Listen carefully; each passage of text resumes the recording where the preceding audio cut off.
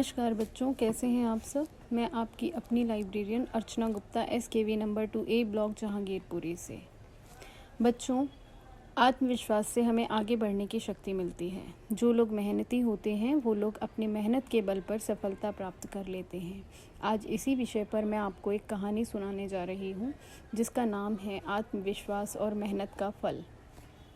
बहुत समय पहले की बात है, किसी शहर में एक कुशल चित्रकार रहता था। चित्रकार अच्छे अच्छे चित्रों को बनाने में निपुण था, जिससे वह अपनी कला अपने पुत्र को भी सिखाया, जिसके बाद दोनों चित्र बनाते और बाजार में बेचते। उस समय पिता को अपने एक चित्र के बदले 2 रुपये मिलते थे, जबकि बेटे के बनाए हुए चित्र के बदले 1 रुपये मिलते थे। जिसके बाद अक्सर बाज़ारों से वापस लौटने के बाद हर रोज़ पिता अपने पुत्र को अपने पास बिठाकर उसकी सारी गलतियां बताते और उन्हें अपने मार्गदर्शन से ठीक करवाते।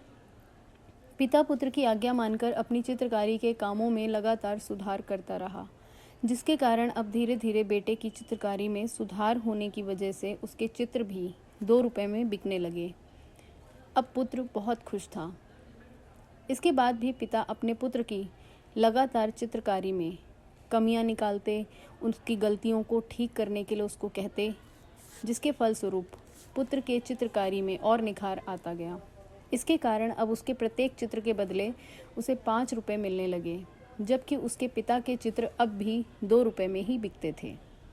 इसके बाद भी उसके पिता ने अपने पुत्र की गलतियां बताने और उसे सुधारने का काम बंद नहीं किया, जिसके चलते एक दिन पुत्र ने झुंझलाकर अपने पिता से कहा, आप हमेशा मेरी चित्रकारी में गलतियां ही निकालते रहते हैं। अब तो मेरी कला भी आपसे अच्छी हो गई है, तभी तो मेरे चित्र बनाए हुए 5 रुपये में और आपके बनाए हुए चित्र सिर्फ 2 रुपये में बिकते हैं।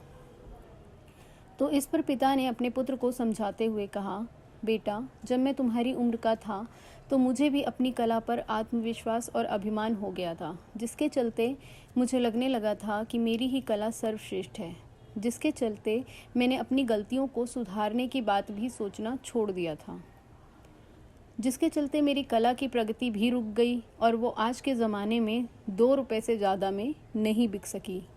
और मैं नहीं चाहता कि जो कला का घमंड मैंने किया वो तुम भी करो और तुम भी वही गलतियां करो जो मुझसे हुई। पुत्र को अपने पिता की बात समझ में आ गई।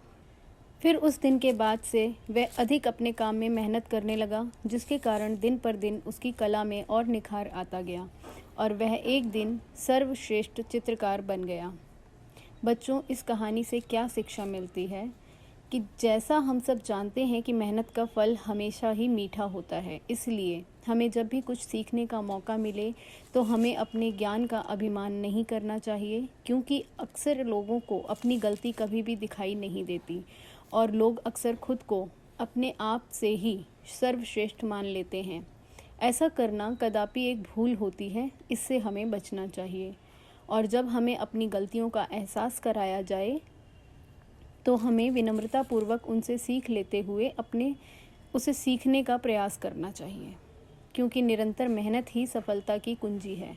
और जब हम अपने काम को मेहनत से करेंगे तो निश्चय ही इसका फल हमें मीठा मिलेगा ही। धन्यवाद।